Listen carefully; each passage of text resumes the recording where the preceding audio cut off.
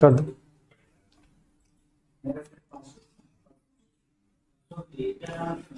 प्यारे बच्चों, आज की क्लास में आप सबका स्वागत है। इसके पहले हम लोगों ने प्रताप नारायण मिश्र और प्रताप नारायण मिश्र के द्वारा लिखित ये बात शीर्षक हम लोग पढ़ रहे थे। और बात शीर्षक में जो है हम लोगों ने 4 व्याख्या पढ़ी थी, व्याख्या 4 तक। तो 4 व्याख्या तक हम लोगों ने पढ़ी थी और निश्चित रूप से आप लोगों को ये समझ में आया होगा। जल्दी से बताइए कि समझ में आया था या नहीं समझ में आया था, कहाँ पर क्या प्रॉब्लम है आपको वो भी बताना है। अब हम लोग आज की क्लास की शुरुआत करते हैं, ठीक है भाई। हाँ, पंडित प्रताप नारायण मिश्र के विषय में हम लोग पढ़ रहे थे और उन्होंने बात शीर्षक लिखा है बेटा, और बात शीर्षक में से ये हमारी आज 5वीं व्याख्या है। और निश्चित रूप से आप लोगों को इसके पहले का समझ में आया होगा। अगर कहीं पे कोई भी दिक्कत हो रही है तो फिर बताएंगे। वैसे दिक्कत हो नहीं सकती है, मेरा ऐसा विश्वास, ऐसा मानना है, क्योंकि मैं अच्छा से अच्छा आपको बताने की कोशिश कर रहा हूँ। श्याम माने सांवला होता है, श्याम माने श्री कृष्ण होता है ना, श्याम माने श्री कृष्ण, श्याम माने सांवला आदि होता है। आगे चलते हैं। ये जो है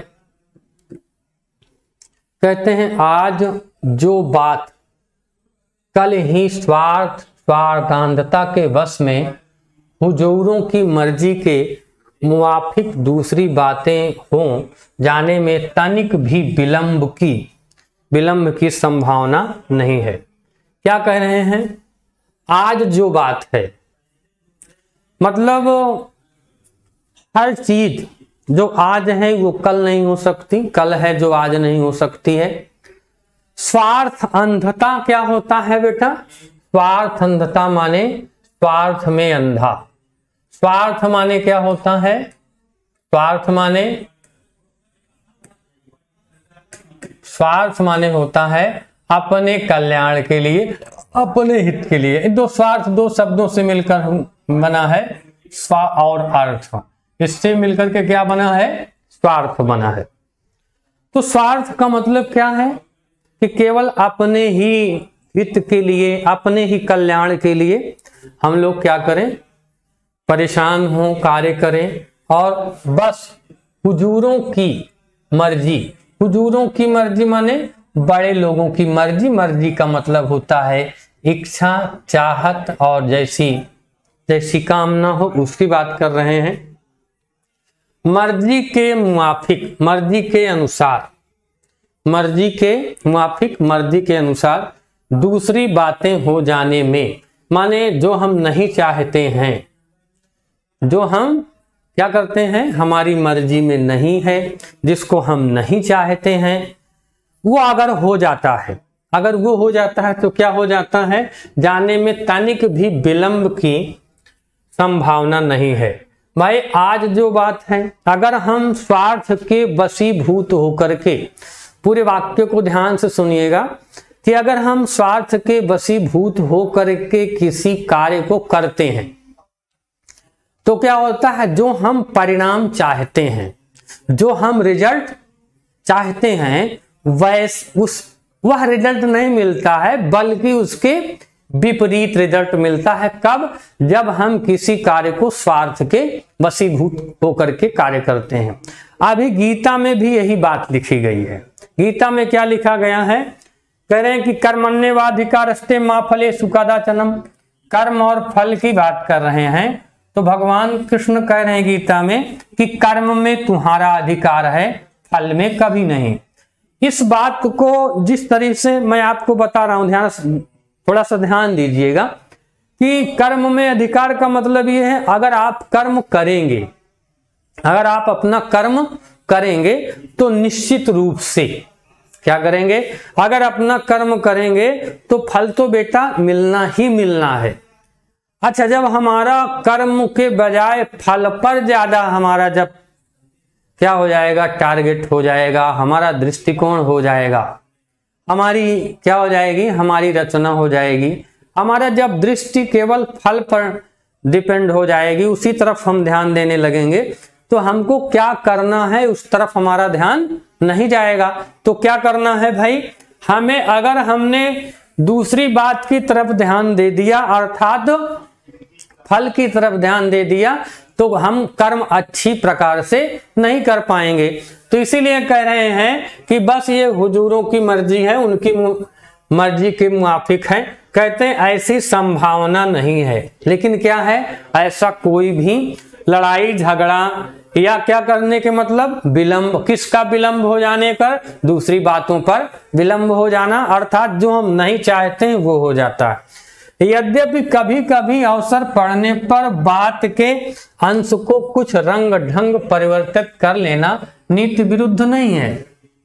कहते हैं कुछ लोग बात में जो परिवर्तन कहते हैं, एक व्यक्ति ने कुछ कहा और दूसरे ने उसको दूसरे तरीके से प्रस्तुत कर दिया, तो ये बात नहीं है। कह रहे हैं कि कुछ लोग ऐसे होते हैं। कुछ लोग कैसे होते हैं भाई, कुछ लोग ऐसे होते हैं कि क्या करते हैं भाई, कभी कभी अवसर पड़ने पर मौका आता है, कभी कभी मौका ऐसा आता है, ऐसी परिस्थितियां आती हैं कि हम क्या कर सकते हैं, बात में थोड़ा सा परिवर्तन कर सकते हैं कुछ अंश में। लेकिन क्या है, यह परिवर्तन स्वीकार है, इसे नियम विरुद्ध नहीं कह सकते हैं, इसे मर्यादा के विरुद्ध नहीं कह सकते, इसे नीति विरुद्ध नहीं कर सकते हैं, लेकिन उसकी भी शर्त है। ऐसा नहीं कि अपने हित के लिए, अपने कल्याण के लिए बातों के तत्व को समझना, बातों के अर्थ को जानना, ये क्या हो जाए भाई, ये गड़बड़ हो जाए। तो कह रहे हैं कि परिवर्तन कर लेना नीति विरुद्ध नहीं, परंतु कब परिवर्तन करना चाहिए, कब ऐसा परिवर्तन करना चाहिए भाई। कह रहे हैं जाति उपकार। जाति उपकार का मतलब होता है जाति का उपकार, और जाति का उपकार का मतलब पूरे समूह का। जाति बेटा समूह का नाम है ना, तो किसी भी जाति का मतलब बहुत लोगों के हित के लिए, अगर बहुत लोगों का फायदा हो रहा है तो बहुत लोगों का कल्याण हो रहा है। देखो फायदा और कल्याण में अंतर है। कल्याण क्या होता है, कल्याण जो है यही लोक और परलोक, माने इस संसार में भी और अगले संसार में भी क्या करने वाला होता है, हितकारी होता है। और लाभ का मतलब क्या होता है, तात्कालिक लाभ। तो जो लाभ होना चाहिए वो कैसा होना चाहिए भाई, जो लाभ होना चाहिए वो कैसा होना चाहिए, दीर्घ काल तक जो प्रभावी रहे। अगर तुरंत कोई लाभ मिलता है ना, तो तुरंत कोई लाभ मिलता है या नहीं मिलता है, तब फिर क्या है, और मिला और उसके बाद उसका दीर्घ काल तक कोई प्रभाव नहीं मिलता है, तो फिर उसका कोई मतलब नहीं होता है। तो क्या करना है भाई, जाति उपकार, देशोद्धार, देश के उद्धार के लिए समूह के, अर्थात देखिए कहने का मतलब है कि नीति और रीति में, नीति और रीति में कब परिवर्तन करना है, अपने लिए नहीं करना है, खुद के लिए नहीं करना है, बल्कि जब किसी समूह, किसी ग्रुप का ही कल्याण हो तब क्या करना है, हमको इस प्रकार से कार्य को करना है। फिर क्या कहते हैं, प्रेम प्रचार आदि के समय, ना कि पापी पेट के लिए। अगर हम इस तरह का कोई क्या कहते हैं, जैसे हमारे यहां कहा भी जाता है बेटा कि कहा क्या जाता है, कहा यह जाता है कि अगर मान लीजिए कि कोई हत्यारा है और तलवार लेकर के गाय को ढूंढ रहा है और आपसे पूछता है कि क्यों, इधर ही गई है गाय, तो आपको क्या करना है, आपको बताना नहीं भाई इधर नहीं गई है। हालांकि आप झूठ बोलेंगे, हालांकि आप झूठ बोलेंगे, लेकिन उस समय उसके प्राणों की रक्षा होगी, इसलिए ये आपका झूठ भी सही तो नहीं है, लेकिन ये है कि इसकी ज्यादा निंदा नहीं की जा सकती। झूठ तो है ही है, उसको झूठ को हम सही नहीं कह सकते। उसी तरह से एक हम लोग हैं, क्या है भाई, हम लोग का मतलब हम लोगों का समाज। एक क्या है भाई, हम लोग हैं, हम लोग मतलब जो वर्तमान युग है, और वर्तमान युग के जो क्या है भाई, वर्तमान युग है, और वर्तमान युग के क्या है, जो मानव हैं या हमारी जो पीढ़ी है, इसकी बात कर रहे हैं। कह रहे हैं कि जिन्हें आर्य कुल रत्नों के, क्या कहते हैं, जिन्हें आर्य कुल रत्नों, आर्य माने क्या होता है बेटा, आर्य माना होता है श्रेष्ठ। तो हमारे जो पूर्वज थे बेटा, उनको क्या कहा जाता था, आर्य कहा जाता था। अब आप लोग जानते होंगे, छोटे हैं थोड़ा सा, हमारे देश का एक नाम क्या है, आर्यावर्त है। आर्यावर्त मतलब श्रेष्ठ लोग जहां पे निवास करते हैं उसको आर्य कहा जाता है। तो हमारे यहाँ जो सबसे पहले लोग रहते थे, हमारे यहाँ, हमारी संस्कृति, हिंदू संस्कृति, भारत देश सबसे प्राचीन देश है, आर्य देश है, तो यहाँ की सभ्यता संस्कृति भी आर्य है। फिर क्या किया कि अनुगमन के सामर्थ नहीं है। क्या करना है भाई, आर्य कुल रत्नों के, मतलब हम अपने पूर्वजों के बनाए गए नियम, जो हमारे पूर्वज हैं उनके द्वारा क्या बनाया गया है, जो सिद्धांत बनाया गया है, हमारे क्या बनाया गया है, जो सिद्धांत बनाया गया है, जो हमारे यहाँ क्या बनाया गया है भाई, जो हमारे पूर्वज हैं, पूर्वजों ने क्या बनाया भाई, जो सिद्धांत बनाए हैं, जो आदर्श बनाए हैं, उन आदर्श का हमने क्या किया है भाई, अनुपालन करना है।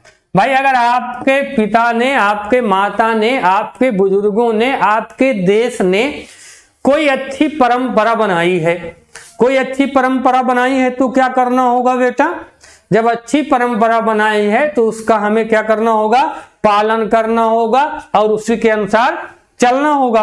अगर हमने उसका पालन नहीं किया हमने क्या किया भाई, उसका पालन नहीं किया, तब क्या हो जाएगा, हमारे लिए वो हितकारी नहीं होगा।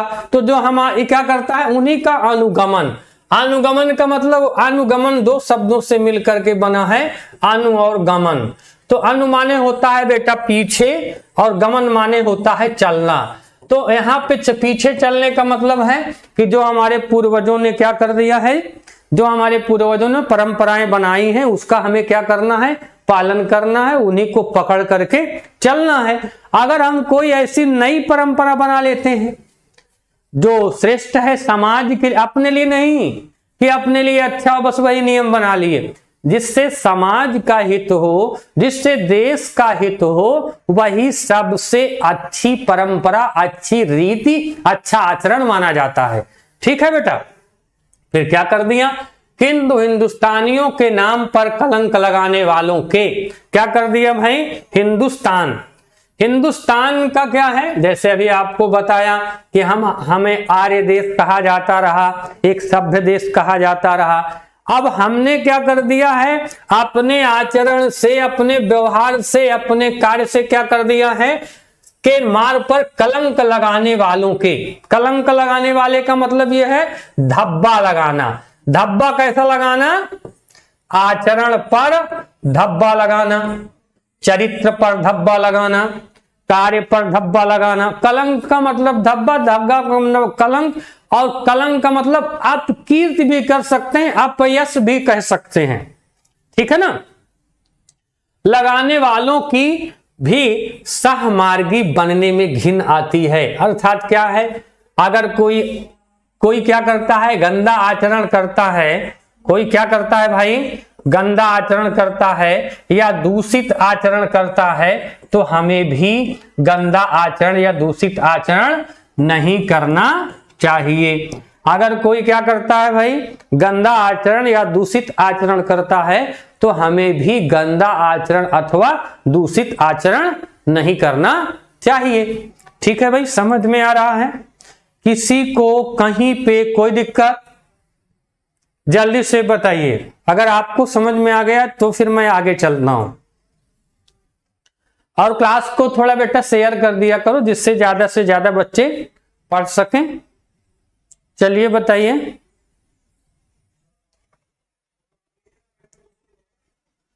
जल्दी बताइए।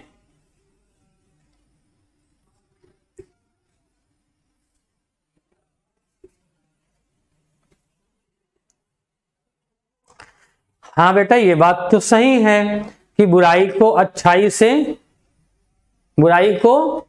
से जीतना चाहिए ना। गांधी जी ने कहा था कि एक थप्पड़ मारे दूसरा दिखा दो, लेकिन ये हर जगह प्रासंगिक नहीं है।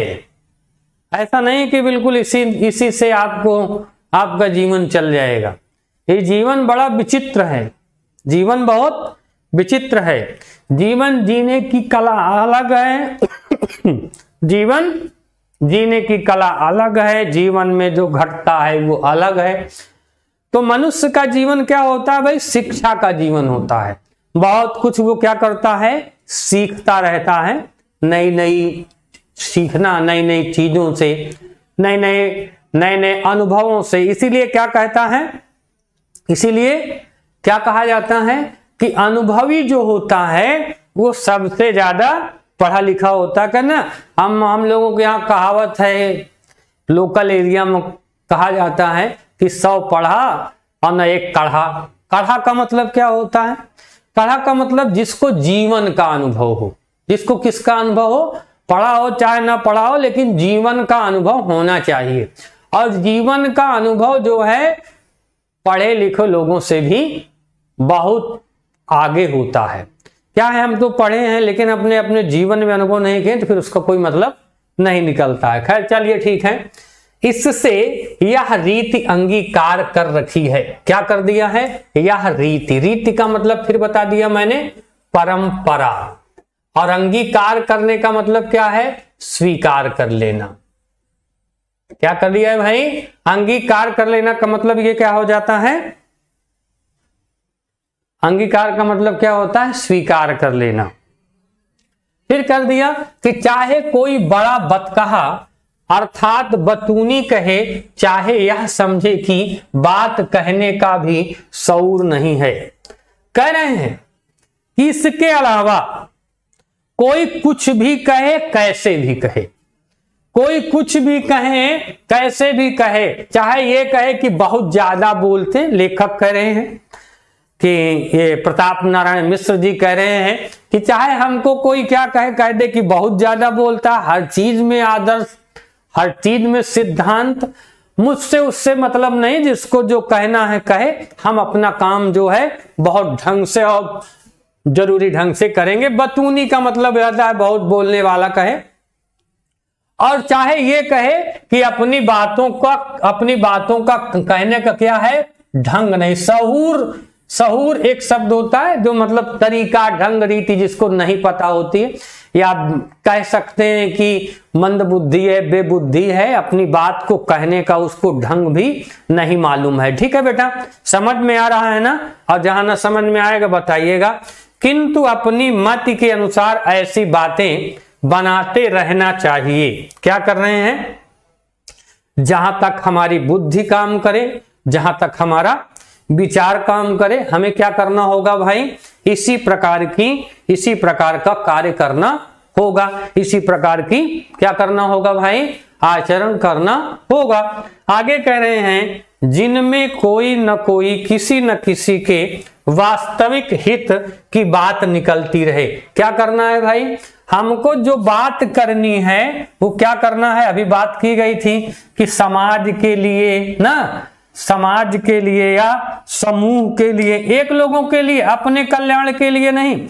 हमारा जो आचरण होना चाहिए, हमारा जो कार्य होना चाहिए, वो किसके लिए होना चाहिए? समाज के लिए होना चाहिए, कल्याणकारी, राष्ट्र के लिए होना चाहिए, अपने लिए नहीं होना चाहिए कि केवल हमारा ही सब कुछ हो।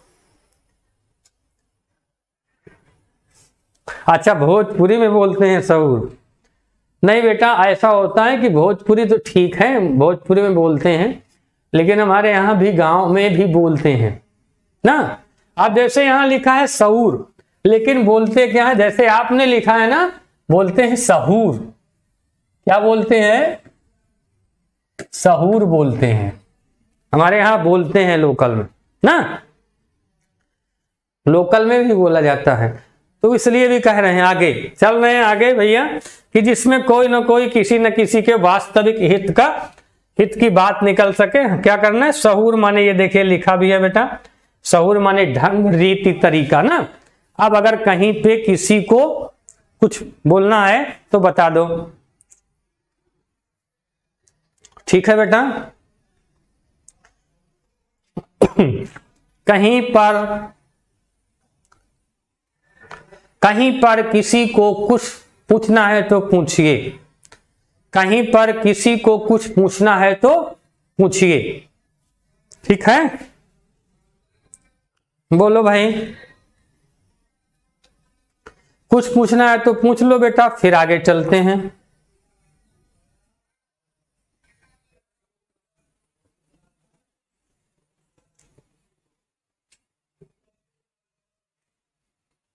कुछ पूछना है, चलें आगे। ओके, आगे चलते हैं भाई। कि पर खेद है, खेद है क्या है?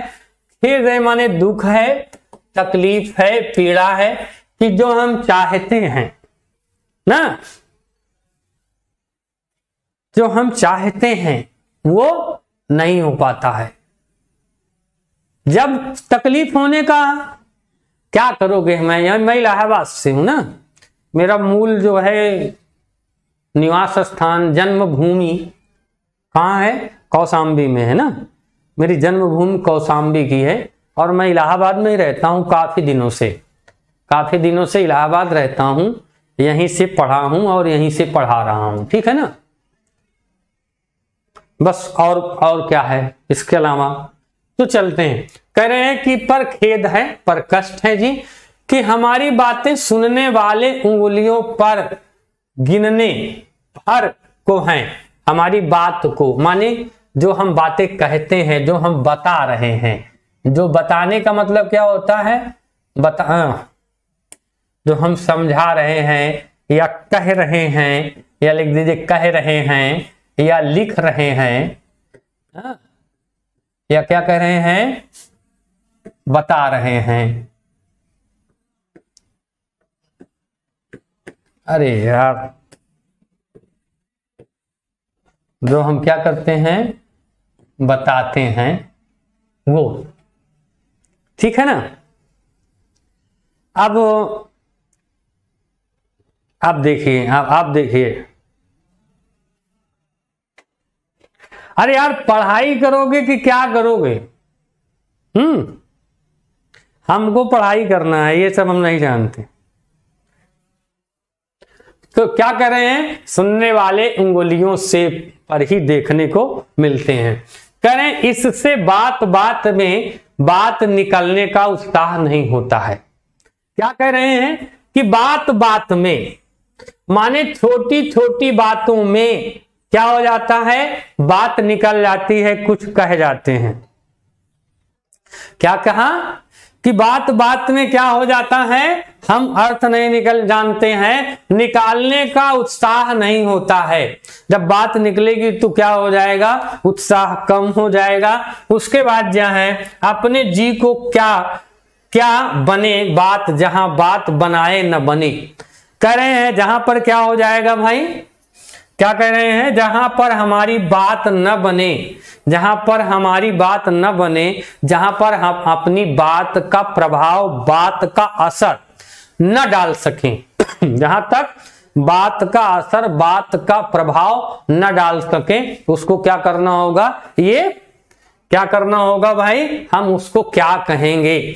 कहने का भाव ये है कि बात ऐसी हो, बोली ऐसी हो, भाषा ऐसा हो, कहना ऐसा हो, जो भी क्या कह रहे हैं? जो भी हम बोलें उसका किसी पर कोई प्रभाव पड़ना चाहिए। जैसे मैं कोई चीज मना कर रहा हूं लेकिन आप नहीं मानोगे, मतलब मेरी बातों का कोई असर नहीं है। यही तो हुआ। अगर मेरी बात मान गए तो आप पर मेरी बात का असर है। ठीक है, यही बात कह रहे हैं। इत्यादि विदग्धालापों माने विद्वतापूर्ण बातें। विदग्धालाप माने होता है विद्वतापूर्ण बातें, माने बातें तो ऐसी होंगी कि पूछिए मत ना। और क्या कर दिया? को लेखनी से निकली हुई बातों। लेखनी से निकली हुई बातें माने कलम से निकली हुई बातें। लेखनी से निकली हुई बातें माने कलम से निकली हुई बातें सुना के कुछ उसला लेते हैं, मतलब बातों के प्रभाव से। कुछ लोग ऐसे होते ना, अपनी बातों से, अपनी वाणी के प्रभाव से कुछ लोगों को क्या कर लेते हैं, प्रभावित कर लेते हैं। लेकिन केवल वाणी के बात से बहुत समय तक आप किसी को प्रभावित नहीं कर सकते हैं। कुछ लोग होते हैं ना कि बातों के प्रभाव में आ जाते हैं, लेकिन बातों का प्रभाव कब तक रहेगा भाई? जब तक आपका आचरण भी सही अगर हो जाए तो दोनों चीजें क्या हो जाएंगी? स्थिर हो जाएंगी। तब आपका प्रभाव क्या हो जाएगा? स्थिर हो जाएगा। और बिन बात की बात को बड़ा, बात का बतंगड़ समझ के बहुत बात बढ़ाने से हाथ समेट लेना ही समझते हैं कि अच्छी बात है। क्या कह रहे हैं भाई कि और बिना बात की बतंगड़, माने कोई बात नहीं है और बात को बड़ा बनाया जाए, तिल का ताड़ बनाया जाए, छोटी सी बात हो जाए तो उसको क्या करना है? उसका बहुत ज्यादा उतार चढ़ाव आगे करना, क्या करना, ये ठीक नहीं है। फिर क्या कह दिया है कि बात बढ़ाने से हाथ समेट लेना ही, क्या करना भाई? हाथ को क्या कर लेना भाई? हटा लेना ही क्या है? यही अच्छी बात है, ऐसा नहीं करना चाहिए। बताओ बेटा, किसी को कुछ पूछना है, किसी को कुछ पूछना है, आप पूछो। जैसे बीच बीच में बोलते रहते हो ना, तो फिर मैं उधर ध्यान नहीं देता।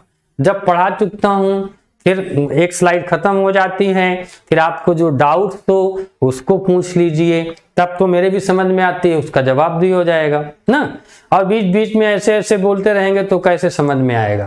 फिर मैं उधर ध्यान नहीं देता हूं। क्यों? क्योंकि मुझे पढ़ाना भी है। अब एक ही काम करना होता केवल आपसे बात करने का, तो फिर हम पढ़ाते रहते। जल्दी बताइए, दो में एक काम होगा एक साथ ना, क्योंकि एक ही बात हम बोल सकते हैं। अब बात पाठ भी है, या तो हम आपको पढ़ा सकते हैं एक पल में एक, और या तो फिर आपसे बातें कर सकते हैं। तो जो भी आपको पूछना हो आप लोग पूछ सकते हैं। ठीक है बेटा?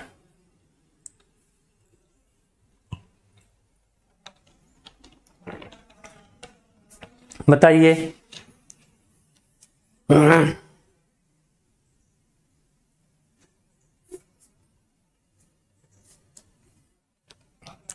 बेटा क्लास का टाइम रहता है, ये मैं कई दिन बता चुका हूँ, 2 बजे से रहता है, 2 बजे से रहता है। ये रहता है 9th का रहता है मंगलवार। रुक जाओ, लिख दे रहा हूँ। देखो 9th की हिंदी जो है 2 बजे, मंगल और बुध, 2 दिन, ठीक है। और 10th की हिंदी 2 बजे, शुक्रवार, शनिवार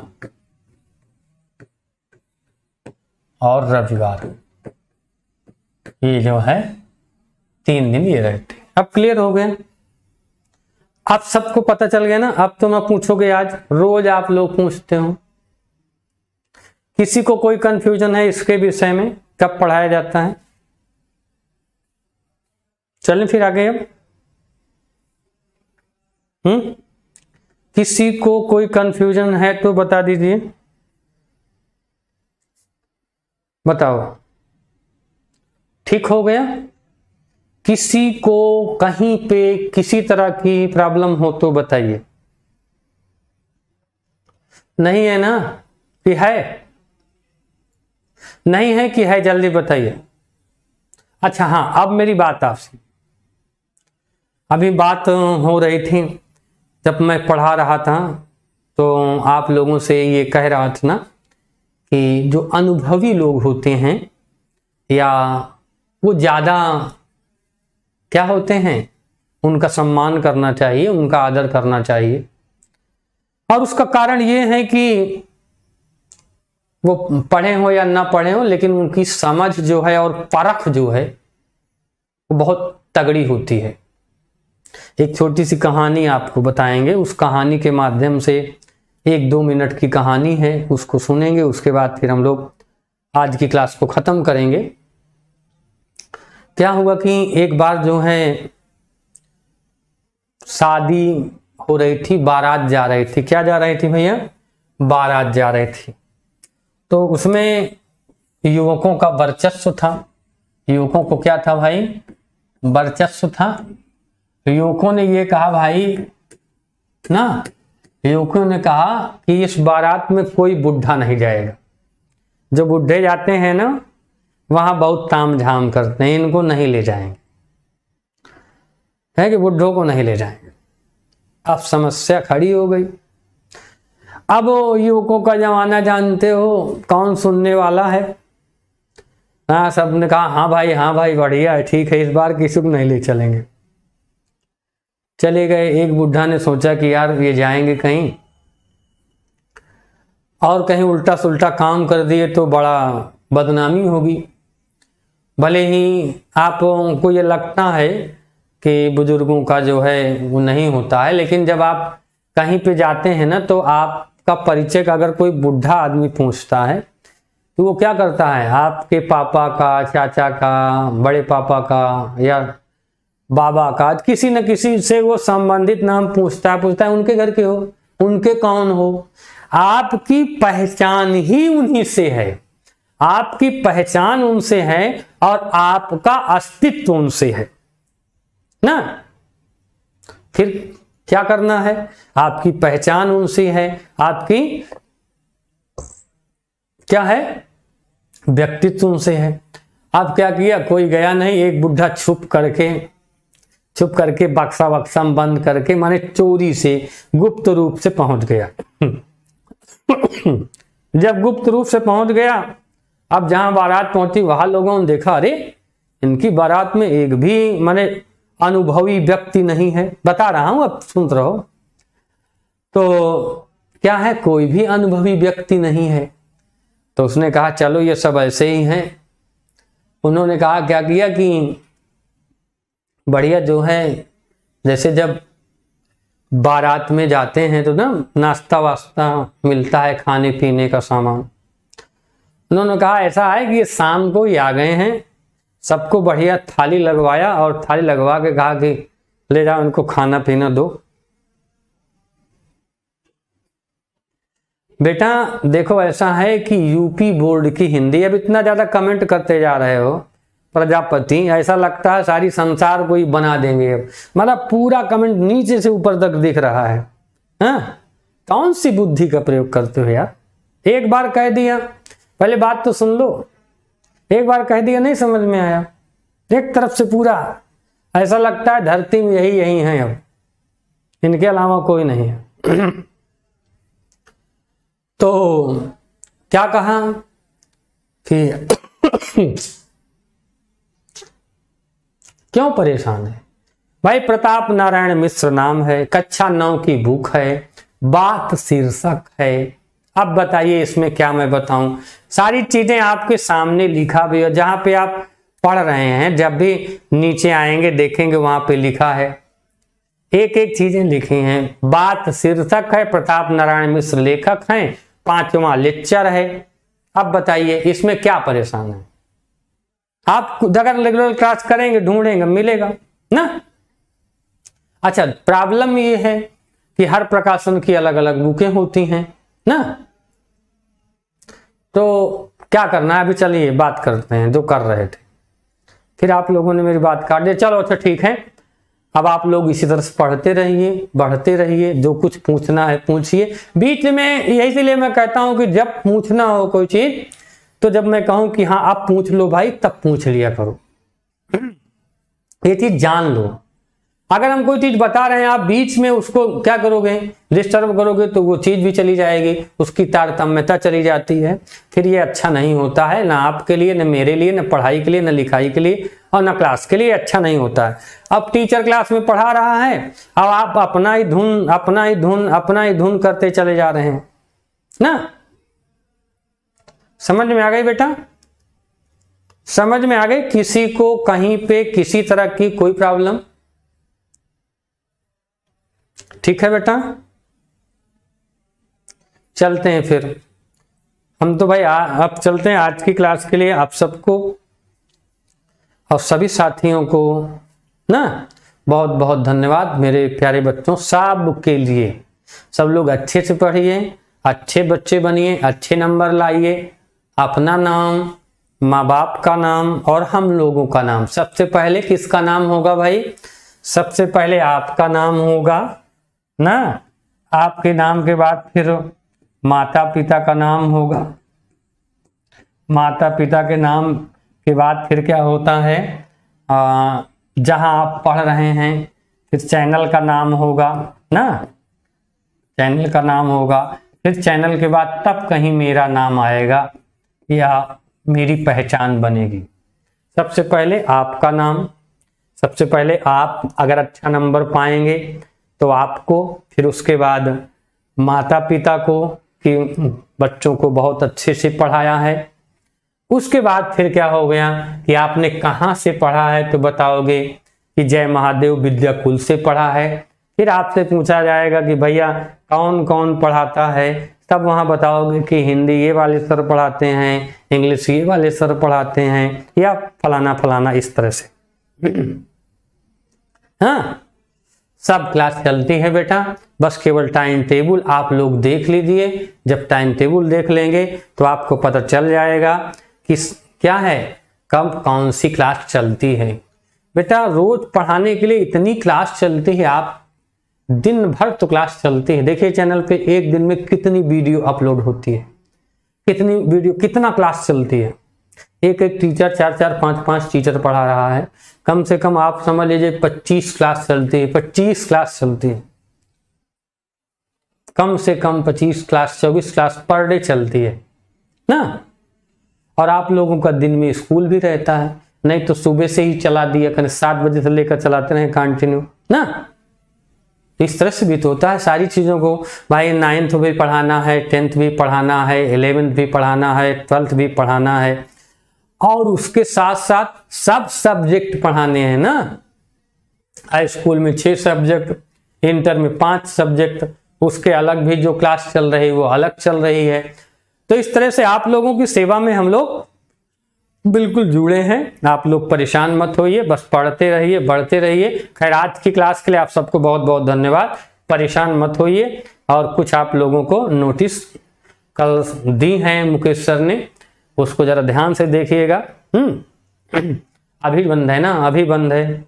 चलिए अभी हम पढ़ाने लगते हैं, लेकिन उसके बाद फिर तो जो सिस्टम बन जाता है बेटा साल तक चलता रहता है, परेशान होने की बात नहीं है। आज की क्लास के लिए आप सबको बहुत बहुत धन्यवाद। आप लोगों की बात को ध्यान में रखा जाएगा और क्लास ज्यादा से ज्यादा करने की कोशिश की जाएगी।